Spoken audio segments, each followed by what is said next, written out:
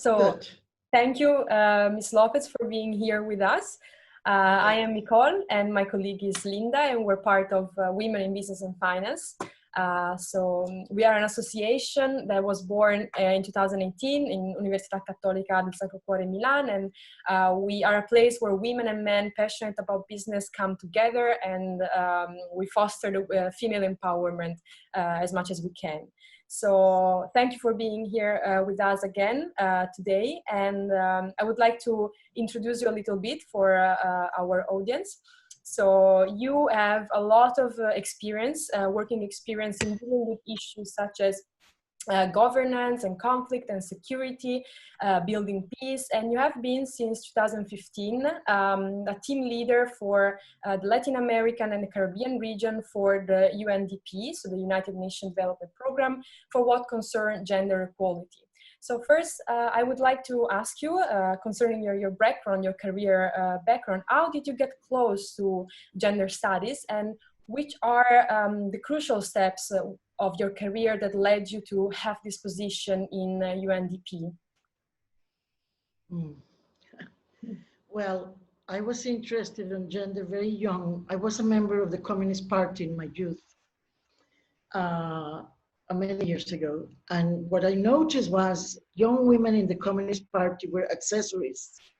We were less important for our brains and more important for our looks or for our usefulness to the call of the people. And it really was profoundly impacting to me to see how senior members and middle level members of the party were so unaware of how sexism was embedded in the way they thought about political and social and economic change. So that bothered me. And also my mother is an anthropologist. And in the 70s, she decided that she wanted to study something that nobody thought was a relevant issue, but she started to study how did women spend their time and how women use unpaid labor. She didn't call it the care economy because in the 70s there wasn't that idea. But as an anthropologist, she documented extensively what she called the triple day labor of women. Their work, which is paid, their work at home, which is unpaid, and all the community work they do in Latin America, especially, which is also unpaid. You know, organize food kitchens, organize things with the churches. So women, in reality, 2/3 of the time would work with the community and their families free of charge. And it's not considered jobs, and it's considered a woman's natural inclination. Of course, for you, it sounds ridiculous at your age, but in my mother's time, when I was very young and she was doing this work, women were considered natural housewives, and it was our natural duty to be a housewife, there was no need to study because you're going to be a wife. What you needed to be was a good wife, a good mother. That's why we were told in school how to cook and how to sew and how to do embroidery. I was taught all of those things at school. So I think between my mother and the Communist Party behavior and attitude, and I remember once I went to one of the guys, senior level, in one meeting, and I asked, don't you think we should be giving more space to women? And he just looked at me and said, if you want to belong to the club of the people with the blue ribbon, you have to wear the blue ribbon. And in this blue ribbon club, we don't deal with women's issues because that's divisive. The most important contradiction in society is the class struggle.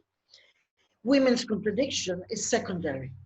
So if you look at the way in which the left thinking and including social political analysis has shifted over the last 40 years, of course, now we understand the intersectionality of discrimination that affects women and men according to their gender, to their class, to their ethnic background, to their location, whether you're born in the north, born in the south, etc.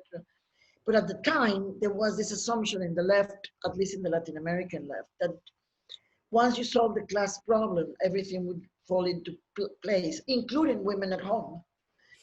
So that was my inclination.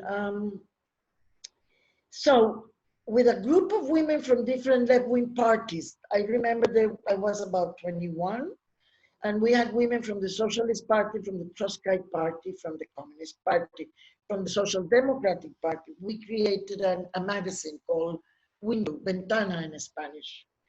And it was a window into women's oppression.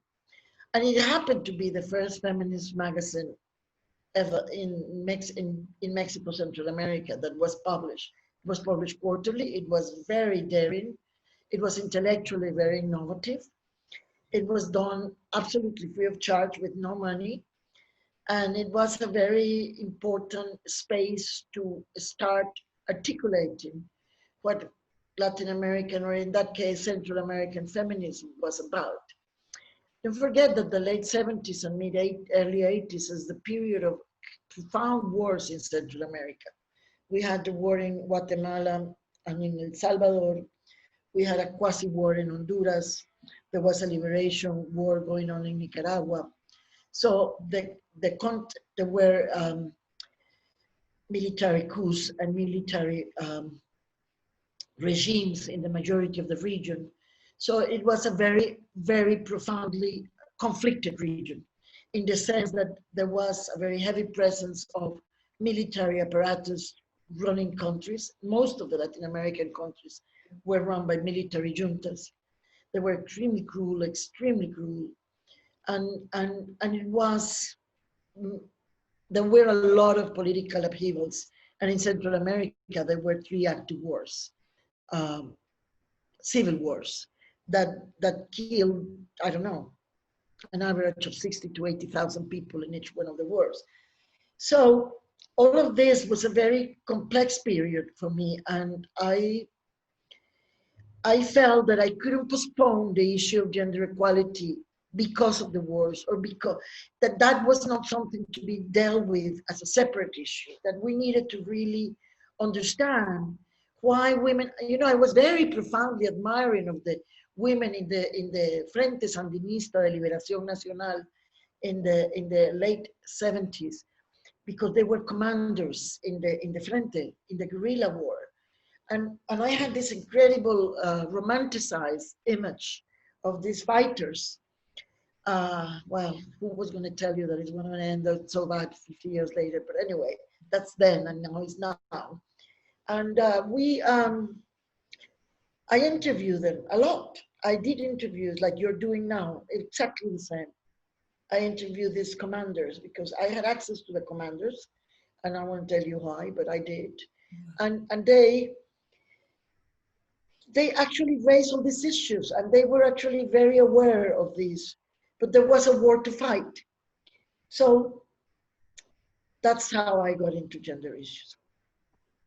Okay. That's very inspiring. That's very inspiring. Like, I could hear you talk for centuries. Like, exactly.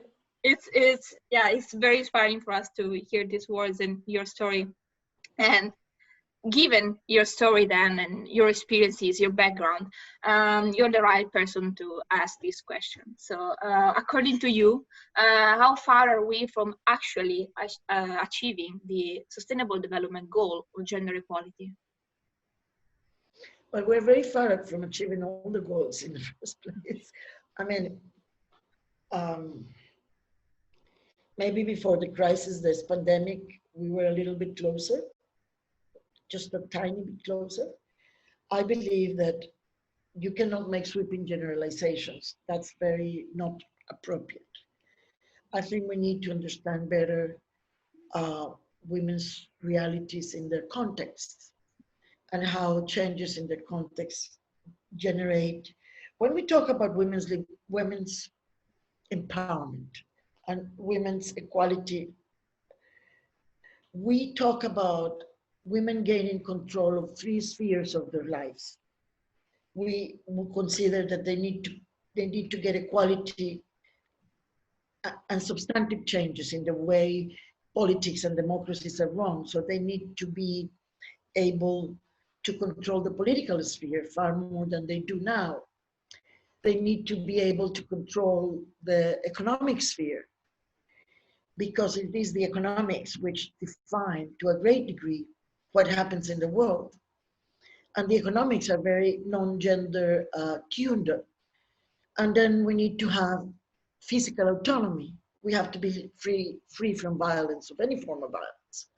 So if you look at these three spheres of women's empowerment and equality, we are a very long way to go, but it differs from region to region. So for example, if I talk about Latin America, which I know at the moment best, although in the past I was more queued up with other regions. I think Latin America is a very contradictory region, because on the one hand, you have a very progressive, very advanced regulatory framework. The majority of the countries have women's equality laws. They have violence against women laws. They have femicide prevention and femicide laws. So there are many countries with parity laws. So the region has a strong, quotes, tradition of strong institutions. Democracy is longer than in other countries, so-called democracy. And we have a substantively evolved regulatory framework to promote equality.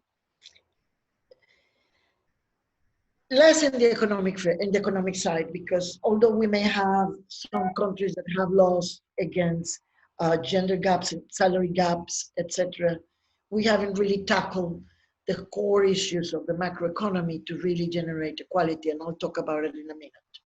But so basically, the progress is never easy or is never even. We do have a very real progress on the legal framework. However, women represent a very large proportion of the informal markets. They bear the brunt of the informal economy, and therefore are subjected to very unstable, very insecure, and very unprotected work, because in Latin America, the majority of the social protection is linked to employment. Mm-hmm. Pension is linked to employment, healthcare is linked to employment and contribution. So unless we develop an entirely comprehensive, non-contributory social protection system that really addresses the issue of women's inequality at their core, which are two.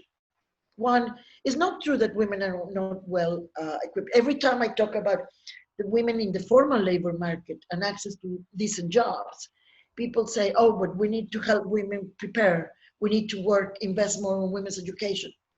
No, in Latin America, we have women who are better educated than men. And when they enter the labor market, they enter into vertical and horizontal segregated labor markets, which prevents them from actually attaining the right positions. Of course, we don't have that many women in STEM careers, but we have a lot of women in many careers which are better qualified than men, and they still face labor market segregation, and they still face salary gaps. So the problem is not education alone. Of course, if you're poor, if you're marginalized, if you live in the 30% who are the poorest people in Latin America, of course you have those problems of lack of education, lack of effective services. But the other 70%, it's a different story. So really, unless we address the issue of labor segregation and women's unpaid labor and women and the care economy, we will never address the problem of women's inequality. Because at the heart of it is the assumption that women will spend anything between 3 and 6 hours a day, free of charge, managing the survival of their families and ensuring the social reproduction of society. And if you look at countries that have developed what is called, I don't know if you're familiar with satellite accounts, there is a whole wave of thinking about counting and measuring unpaid labor. There are a number of instruments, econometric instruments that have been developed in Latin America and globally to measure unpaid labor of men and women. And if you look at and what happens when you measure unpaid labor, measure the contribution of unpaid labor to the national economy, to the gross national product, then you realize that women's contribution to the economy is phenomenal. And that's what some countries, including in Europe and in Latin America, they have developed something called satellite accounts. In satellite accounts, you're able to see how much to the national gross product, which is not counted, which is invisible to the economists, to the traditional economists, is actually a contribution primarily by women. So unless we solve the problem of women's unpaid labor and the segregation of labor markets and the link there is between women's natural role as a carer and all the way in which that unfolds into the labor market, into segregated jobs. Women do the healthcare, they are the nurses, doctors are men. And in countries where this changes, for example, in the Soviet Union, is interesting. Because in the Soviet Union, because of socialism, the reality is the majority of doctors are women. But the minute the majority of doctors are women, the profession loses its appeal. It becomes less relevant. It's less posh. So there is a whole area. And so in Latin America, we're a long way because we are still with very few real. We only have 2 countries that have a care system, that have developed regulations and a care system, Uruguay, and some other countries have developed it in bits and pieces, but an integrated comprehensive care system is only in Uruguay and a law. So unless we do that, we develop, I think there's a problem that you face in Italy. I think that part of the problem of Italy low birth rate has probably to do with the lack of an effective care system that enables women to have what their right is, which is access to employment, without expecting that they will be the carers in the household. And that also is linked to the construction of masculinities, which is in Latin America very traditional, where you have very profoundly traditional masculinities, which believe that there is a place for women and there is a place for men. The place for women is at home, the place for men is in the public sphere. Therefore, they shouldn't really try to be in public political institutions because that's not their natural place. Mm-hmm. And that is something so embedded in the cultural psyche of the society that you have to do a lot of work to change norms. And I'll go to the final point. I'm sorry I'm taking a little bit long, but it's okay. The final point is that to have independent physical autonomy, we talk about the autonomy sphere, economic autonomy, physical autonomy, political autonomy. This is the feminist framework that we use also in our institutions, in the United Nations, to understand what we need to do to transform women's lives. And obviously, you need to look at the physical sphere. I mean, Latin America is the most dangerous continent for women. We have the largest number of femicides of the world. Our femicides are, well, first, some countries in the region are so violent in general that they are more violent than countries at war. Honduras, El Salvador, Mexico are countries where violence is so rife and homicide, primarily of young men, is so rife that the rate of homicide is higher than some full-blown countries at war. However, the rate and the prevalence of femicide in this continent is sometimes 10 times, sometimes 30 times higher than the average. So I would say that Brazil, Argentina, El Salvador, Mexico, Honduras are the countries with the highest femicide rate in the world. And it's femicide. It's not a violent killing of a woman. It's a femicide. It's a femicide because they are killed because they are women. They are killed by their intimate partners.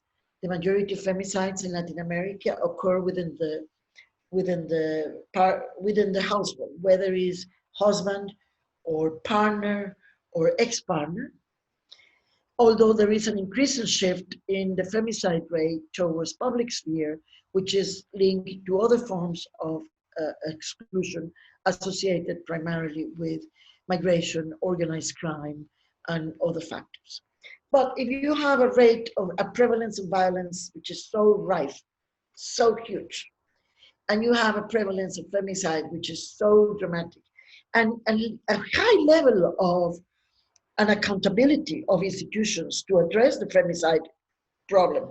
You know, in Mexico and El Salvador, they have had to raise national alerts, national alerts against femicide. It's so serious that the state has to go into a national alert to raise the issue that it's the whole entire police and justice and security system needs to be alerted to the fact that women are dying in large numbers. So if you look at the way in which, and I'm going now of why there has been such a progress on laws and in some other areas, no. I think that Latin America has a very structured and very powerful feminist movement. Now we have feminist movements, and probably the movements of today are very different to the movements of my youth. But the point here is we have women who have battled against military regimes, against wars, against patriarchy for the last 50 years through different forms of social movements, always demanding women's equality. And that's why there has been such a progress in the legal framework in Latin America, because of women's movements. Where women's movement has been less able to have an impact is on the institutionalization of the state. The state, although not being homogeneous and not being able to say all of the state is like this or like that, is not the case. But the state has been very impenetrable to social movements.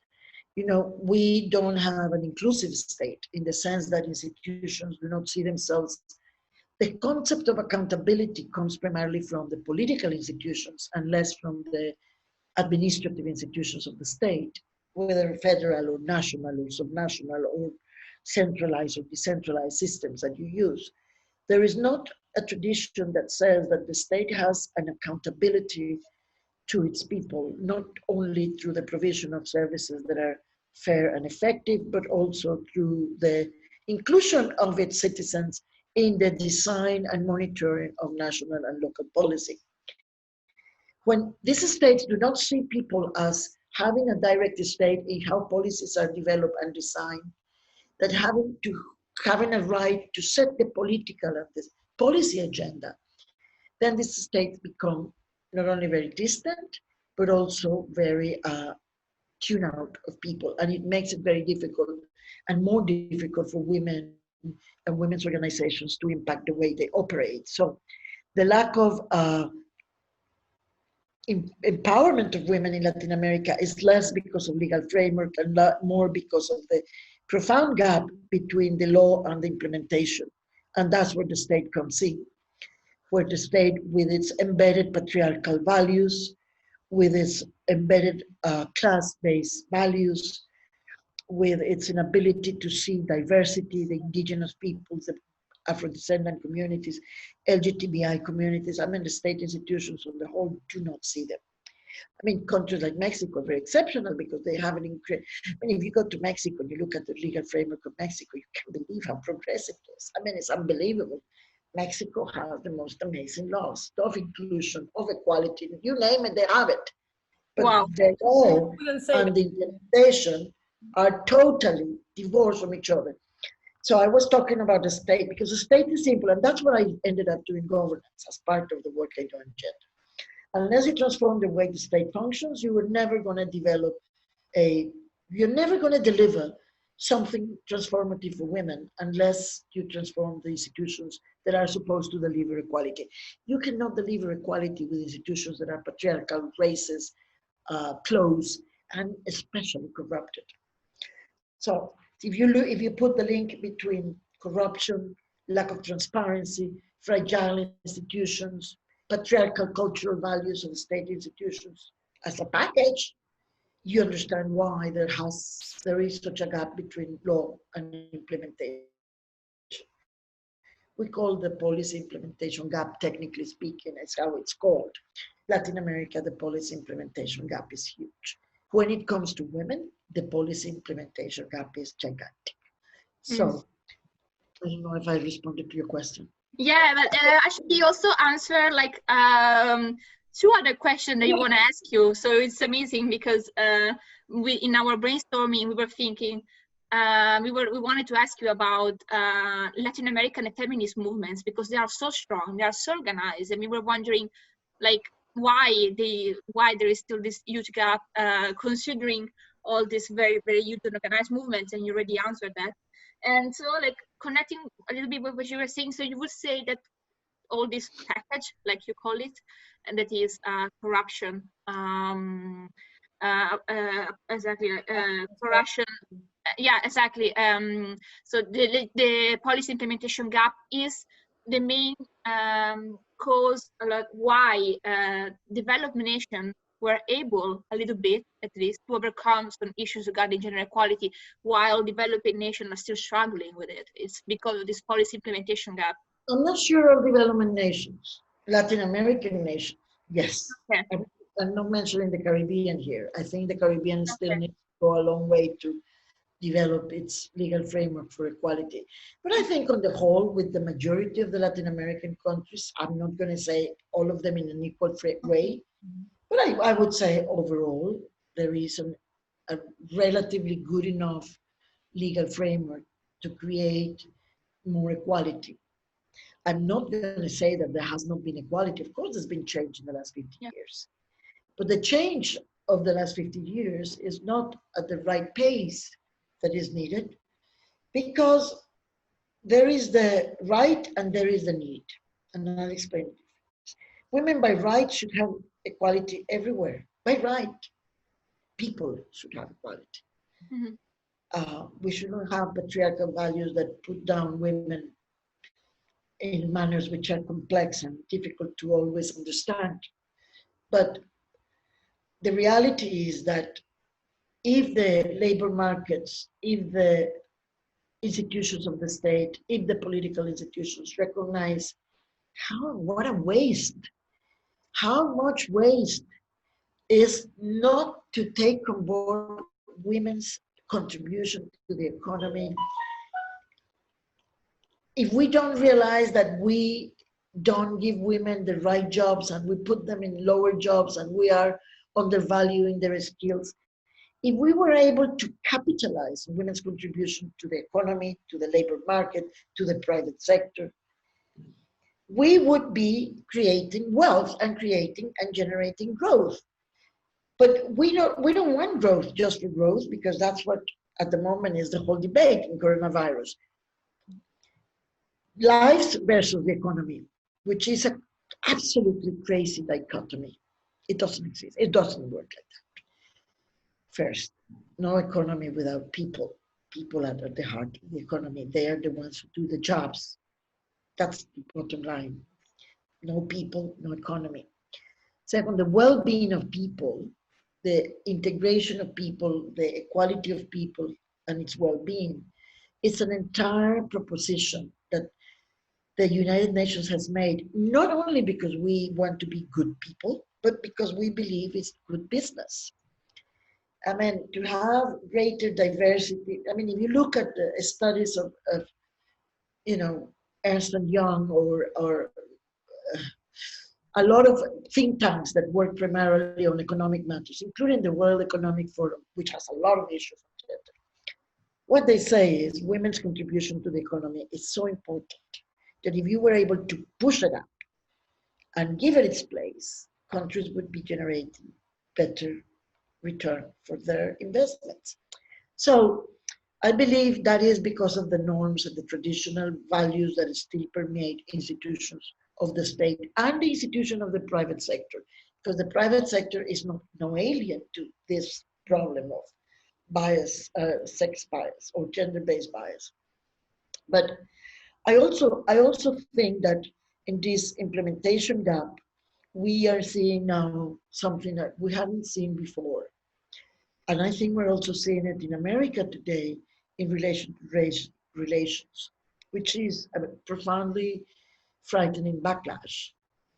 I mean, we are in Latin America experiencing, as I said to you, a very high level unprecedented levels of femicide and violence against women. Some of it is because of partners, some of it is organized, but a lot of it has to do with a backlash about the place that women are starting to reach in society. If you look at, for example, political processes in Latin America, where there is an unprecedented presence of women in the parliaments and women in the senates. Never in the history of Latin America we've had so many women. In some countries like Mexico and Nicaragua, we actually have parity across the board.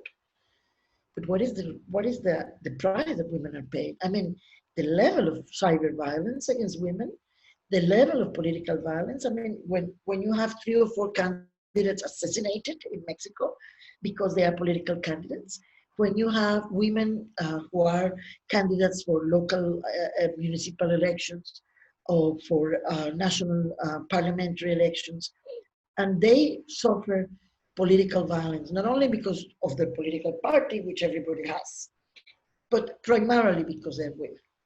So we have seen a spike increase in political violence against women as their increasing numbers in political institutions. We are seeing an increase in femicide as women start to conquer the public sphere and women start to be more autonomous and women start to be more assertive. And the form in which some of these femicides are taking place in Latin America are extraordinary. Some girls are assassinated with a cruelty and a violence that only happens when there is profound hatred to women. You look at the way in which the religious groups of very different conservative religious groups of very different persuasions are penetrating the political sphere. In Latin America, we have an increasing number of political parties that are religious based, and we have an increasing number of candidates that are aligned and allegiant to religious based organizations. These people come with a very, very traditional agenda. They are anti-LGBT rights. They are anti-sexual and reproductive rights of women. They are anti-women presence in the public sphere. They are against gender parity in political institutions. And they are all for, I've seen some of that in Italy, actually. I'm seeing it very, for the first time. I mean, the Congress that was in, I don't know, there was a Congress recently about, in Italy, in Verona, I think it was. Yes. The family Congress. Yes, the family Congress. The family Congress. There was a women's Congress in Miami recently, where all the men were, the speakers were men, all of them were men, without one exception. And so we are having a backlash. So that's why, and I'm going to go back to the issue of women's movements, we see a very different type of women's movement today. We find very young movements, very diverse, and some of them very angry movements. I don't know if you've seen this wave that emerged in Chile and went viral of it's you who are, yes, the assassin, you are the killer. Yes. I mean, and what is the slogan? The slogan is, it doesn't matter how I dress, it doesn't matter when I go out, it doesn't matter where I go. It's not my fault, you have no right to kill me. So I think there is an acute awareness amongst younger women of your generation and younger that violence against women has taken unprecedented levels and that the state is not protecting them enough. And I think what we see now is a much more militant, much more aggressive, and much more diverse in terms of its composition of women's movements and organizations. And because of the social networks that exist, they are able to communicate with each other very well. And I'll give you 2 examples which are interesting. Very recently, one Latin American country which has a rather conservative agenda put forward in the context of coronavirus a very, very conservative advert saying it was an old man asking for forgiveness for beating his wife all his life.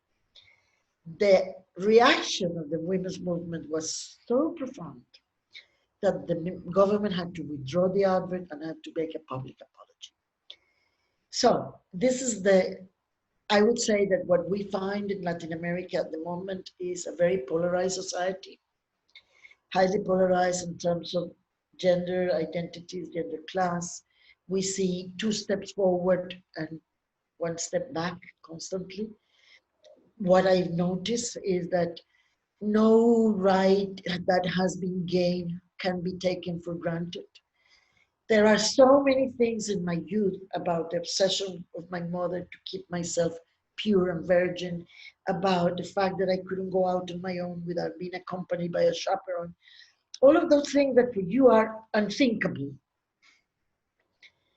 cannot be taken for granted.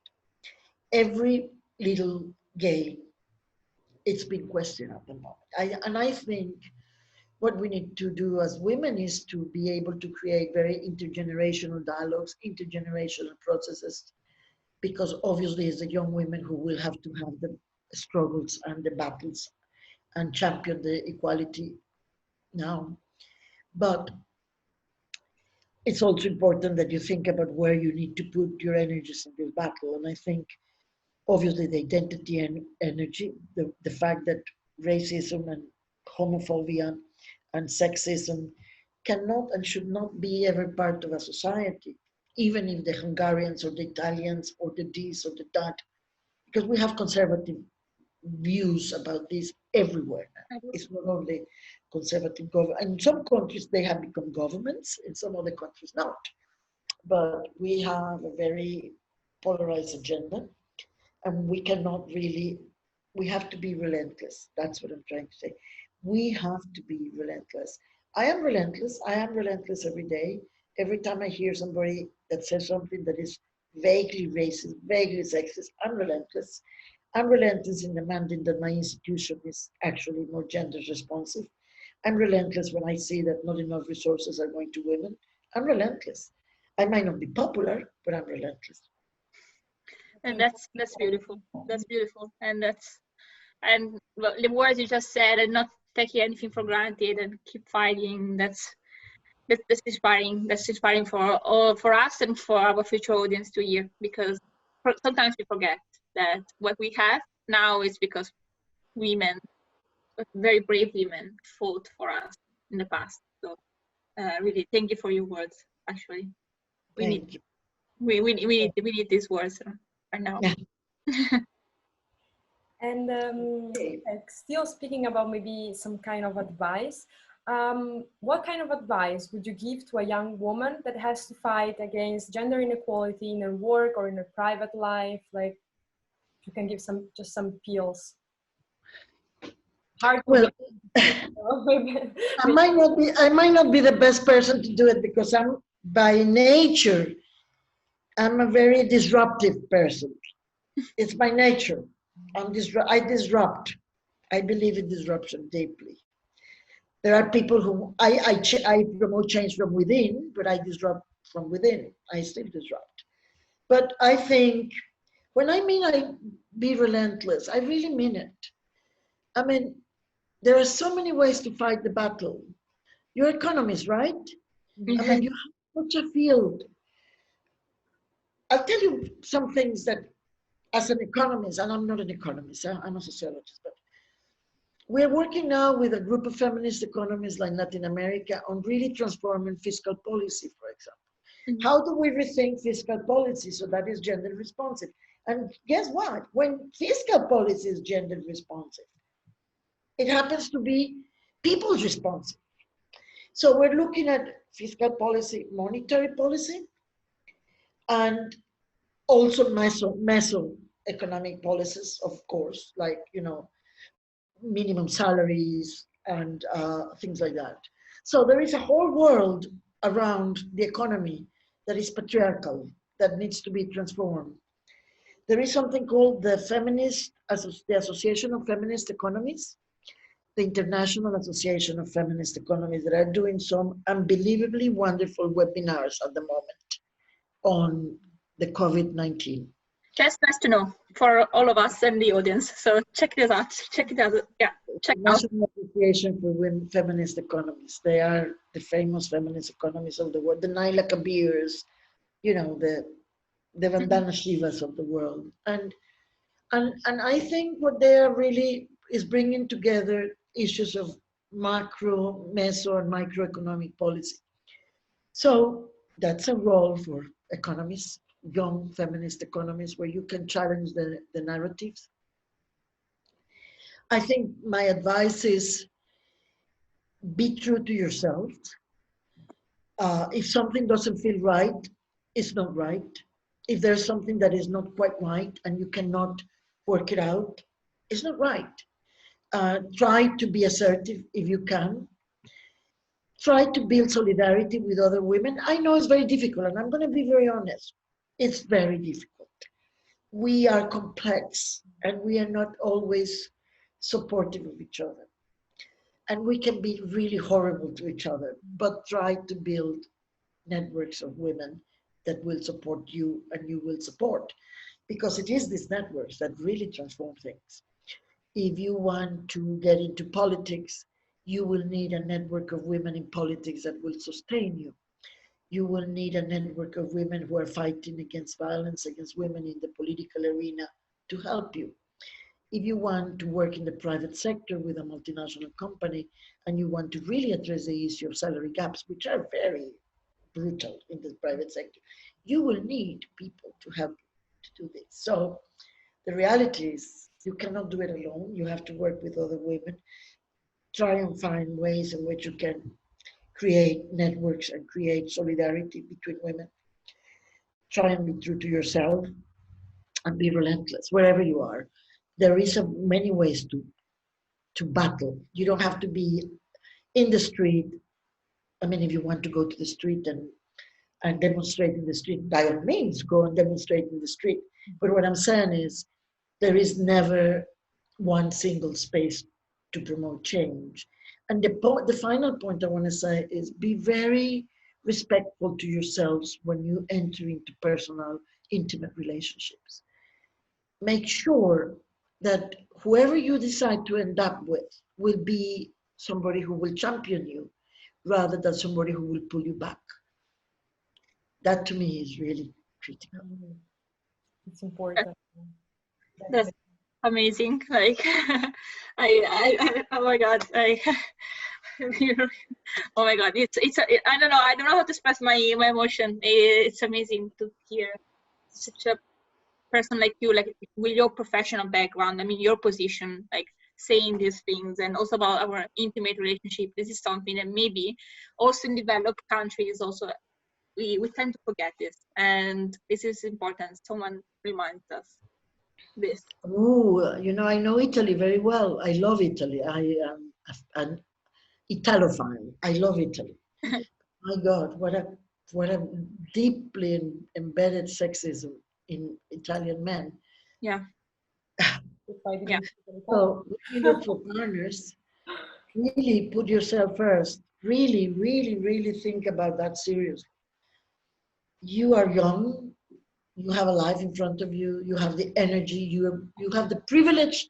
You have no idea how many privilege. I was reading something on the Facebook today, which it was so telling. I have to say, it's a letter that somebody wrote about people who don't understand what it is to have white privilege. And she said, oh, you don't understand what white privileges are about. And she started to explain what white privileges are about. And I was thinking in the same way about all the privileges we have and how we can maximize. You have a lot of privileges. You are born in a developed country, in a northern side of a country where the wealth, whether you're born or not is another story. That's where you study. Yeah. In a rich part of the country where there is greater level of equality that has been achieved by a lot of battles from Italian women before you. And so I think you need to think about how not to lose your privileges because you have the wrong partner. Mm-hmm. Don't. That's why also women in business and finance exist. I mean, to create a network and to stay strong together and to fight together, because that's important, as you said. I mean, that's fundamental. Yeah, yeah, we are very proud of being part of this network, and I think that this is like, yeah, one of the things that we're most proud of women business finance. Like, we're creating this pink network, let's call it like this, and that's, yeah, that gives us the opportunity to talk to each other, empower each other. And so I'm really happy that you also mentioned the importance of networks, because that's like at the core of our mission. So it means that, I mean, in our own environment, we are doing something right. It is, and it's very important because, like, your network is a network that it's an intellectual pool. You will bring in new ideas, but really think about it also in terms of not only women who are working on issues of finances and the economy, but also who may want to work on issues on finances and the economy from a feminist perspective, or to hear what feminists have to say about what you're doing. Because there is a whole world there of changing and challenging. And I'm sure in the Catholic University of Milan, there is a lot of challenges to be done in the School of Economics in terms of the orthodoxies around economics, growth, productivity. You know, when somebody says, oh, let's talk about productivity, I said, oh, let's talk about productivity. What do you mean? Do you want women to do more unpaid labor? Or what is it that we're talking about? Are we talking about really generating equal, inclusive institutions and jobs for women as equals, or what? So every dimension of the economy has a gender dimension. Yeah, that's actually true. And yeah, thank you very much. And just one last thing, like because we talk a lot about women and what women can do, maybe let's flip the coin. So like a little bit of advice for men. So what are, in your opinion, the most concrete actions that men can take to support women's rights? You know, that's a very difficult question. Yeah. I can imagine. I really can imagine. Well, we've done a lot of work in I started in 2013 in UNDP to talk about masculinities. And I commissioned a study in 2012 about violent masculinities and post-conflict recovery and transformation. To understand what happened to men when they moved from being soldiers or being fighters to being citizens, and they go through the demobilization and reintegration process, and then they end up with weapons, beating women, segregating gangs. I'm just exaggerating a bit, but that's the case. And you have something that at the time we called them, how do you call it? Idle times, empty pockets, because they don't have much to do. There is no employment and they don't have money, and they become very violent. And what we've noticed is that there is a change, which is important to recognize, in perceptions of gender roles and masculinities in younger people. I would say younger men in many countries are aware of, don't have a problem with women being stronger or better at university or academically than them. There are many, not many, but some men which are prepared to take seriously household responsibilities and parenthood. And I think those men are forging new forms of masculinities. So it's not fair to say that all men are equal, because they're not. And it's not fair to say that there's not been a change in the way, especially young men, adopt themselves, their own gender identity. But definitely we have to make a massive transformation of male gender identities. I mean, the whole issue of being more in touch with their emotions, the issue of being far more engaged in social and reproductive care, because it's part of life. Without it, we cannot survive as a society. the issue of violence, not only violence against women, but violence in general, which is very much more acceptable for men than women. So I think probably it's a cliche, but I would say you need to change the curriculum in primary schools. I think one way of really doing something concrete is changing radically the curriculum in primary schools. There are some schools in Finland and in Iceland that are really trying to develop completely gender neutral curriculums. And it's really interesting because they are growing up, they're bringing up very different kind of people, more empowered people. And so curriculum change in schools. You need to work with mothers, especially in Italy, because they have a problem with their boys or their sons, the level of protection and care. I mean, that's like the never do the laundry, never clean up your room. Mama's going to think about that. Or the sister sometimes, because I also saw that in some friends. Like, I mean, doing yeah. everything, and the brother is untouchable. Yeah, true. That's true. And really challenge the issue of gender-based violence, whether it's symbolic violence, physical violence, and get men to challenge it actively. I believe that you cannot change things if you don't actively engage in trying to change them. So what is male privilege? Everything is male privilege. Mm-hmm. Even in context of discriminated ethnic groups. What they have in common with the other groups is that they are part of patriarchy. So to me, it's about taking concrete positive action to transform the way norms and values are managed in societies to really, I mean, if men beat women, they should go to jail, excuse me, it should be punished. If I beat somebody on the street, if I go on the street and I beat them, I will go to jail. But if I beat my wife every day, I'm not going to jail.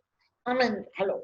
Yeah. So we need to have actions which are transformative, actions which are positive recognitions, actions which are punishing. If you kill a woman, you have to be punished. But they're not. Yeah, they're not. There is like, there's a huge issue. It was very recent,